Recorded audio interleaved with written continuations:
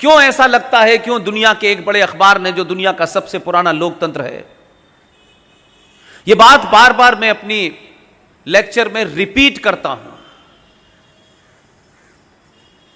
दुनिया के सबसे पुराने लोकतंत्र में,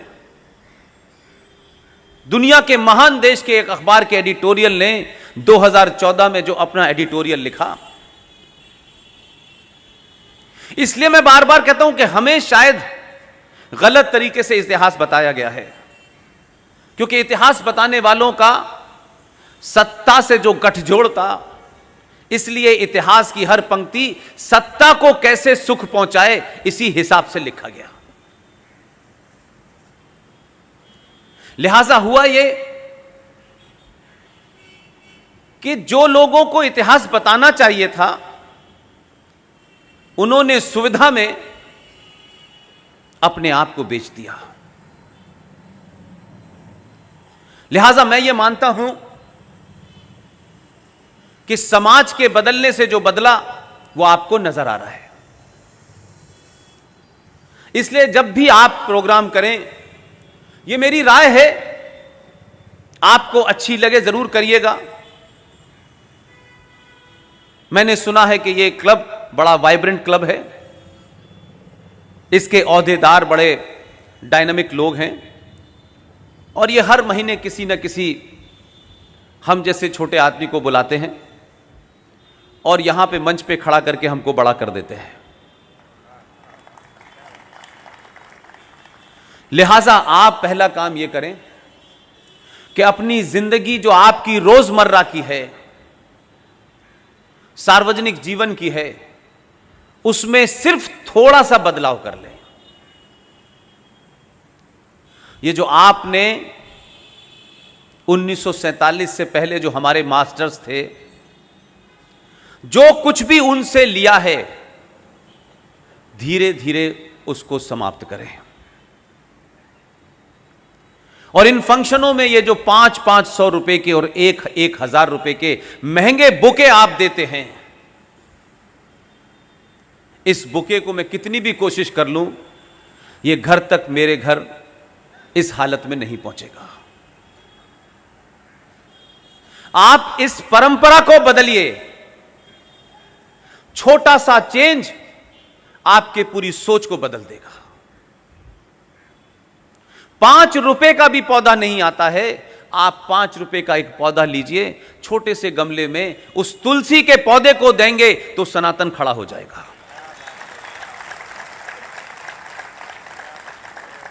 आज कुछ टेलीविजन पे लोग बता रहे हैं कि कोई वायरस आ गया है। उन्होंने कहा घर के दोनों दरवाजों पे, अगर ये पेड़, एम्स के डॉक्टर हैं, वो आरएसएस बीजेपी के सदस्य नहीं है, उन्होंने कहा है दोनों दरवाजों पे अगर तुलसी लगी होगी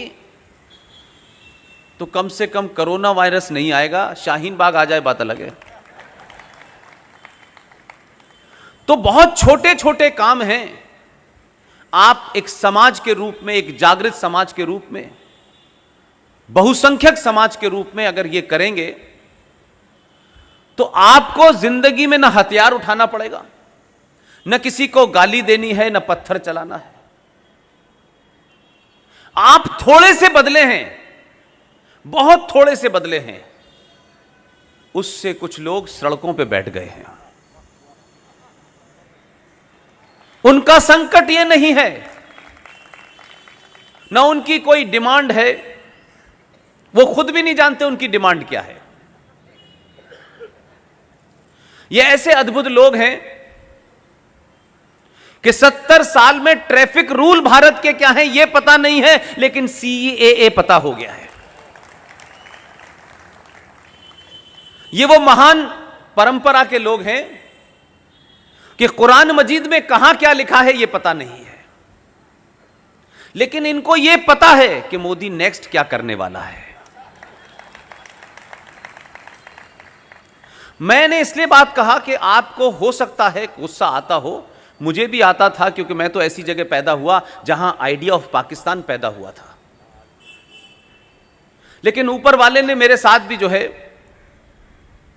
अजीब ही गजब किया है।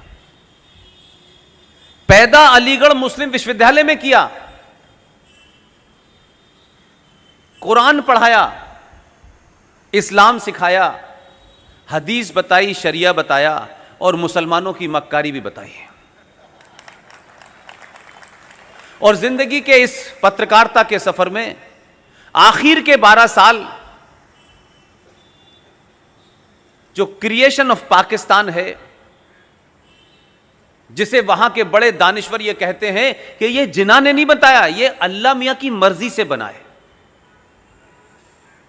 पाकिस्तान किसी इंसान ने नहीं बनाया है, अल्लाह मियां ने बसाया है।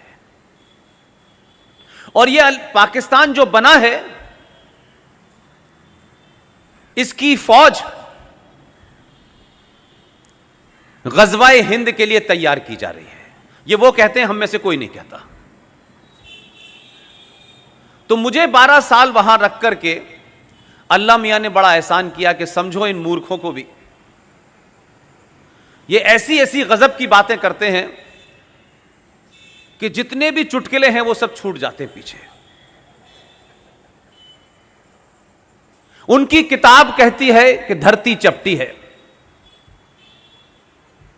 कंट्राडिक्शन यह है कि रहते गोल पर हैं। किताब में क्या लिखा है वो बताते नहीं हैं, जो नहीं लिखा है उसको पेज नंबर का हवाला देके बताते हैं। और हर गली हर मोहल्ले में एक से एक बड़ा मौलवी दानिश्वर पड़ा है। उनकी अगर आप सुन लें तो आपको जो है स्टैंडिंग कमेटी की जरूरत ही नहीं पड़ेगी। लेकिन मैं उस पर ज्यादा टीका टिप्पणी नहीं करना चाहता, रेफरेंस में बीच बीच में नाम लेता रहूंगा मैं, लेकिन मैं आपसे कुछ कुछ बातें जरूर कहना चाहता हूं। 1000 साल के बाद आपको ऊपर वाले ने एक मौका दिया है, एक अपॉर्चुनिटी दी है। हम सब ये मानते थे कि जो भी कुछ हो रहा है इस देश में, उसमें हमारे अपने लोगों ने ठगा, झूठ बोला, बेईमानी की, यह शिकायत हमको रहती थी। लेकिन यह शिकायत ऊपर वाले ने आपकी खत्म कर दी है, क्योंकि आप जो कुछ कहना चाहते थे, आपके मन में जो विचार थे, आपका जो नैरेटिव था, आप कह नहीं पाते थे। और सौरभ शाह की तरह हजारों ऐसे लोग हैं जिन्होंने पत्रकारिता किसी मकसद से ज्वाइन की थी। यह सहाफत की दुनिया ब्रेड एंड बटर कमाने के लिए नहीं की थी। अगर रोजी रोटी का मामला होता तो जितना ताकत, जितनी मेहनत इसको करने में लगती है, उसके 5% में भी हजारों करोड़ रुपया कमा सकते थे सौरभ भाई। आप किसी कन्विक्शन के तहत इस प्रोफेशन में आए थे, लेकिन इस प्रोफेशन में आने के बाद आपको पता चला कि यहां कन्विक्शन की कोई जगह नहीं है। यहां इस बात की जरूरत है कि आप 10 साल में कैसे सत्ता तक पहुंचे, कैसे राज्यसभा की सीट आपको मिले, कैसे इस देश के बड़े बड़े संस्थानों में आपको चेयरमैन की पोस्ट मिले। तो आपकी खबरों का अंदाज और एडिटोरियल का मिजाज भी वैसे ही होता था। ये तो हम समझते थे कि हम महान क्रांति कर रहे हैं, हमारे लेखों से क्रांति हो रही है, हमारे लेखों से लोगों में बड़ी जागरूकता पहुंच रही है। अगर हिंदुस्तान में, क्योंकि सरकारों को मैं कहता हूं कि सरकार शपथ लेके आती है, सरकार की अपनी मजबूरियां होती हैं, लेकिन मीडिया सरकार के अंडर में नहीं चलता है। अगर इस देश में सबसे बड़ा कोई क्रिमिनल है, जघन्य अपराधी है, तो वो इस देश का मीडिया है।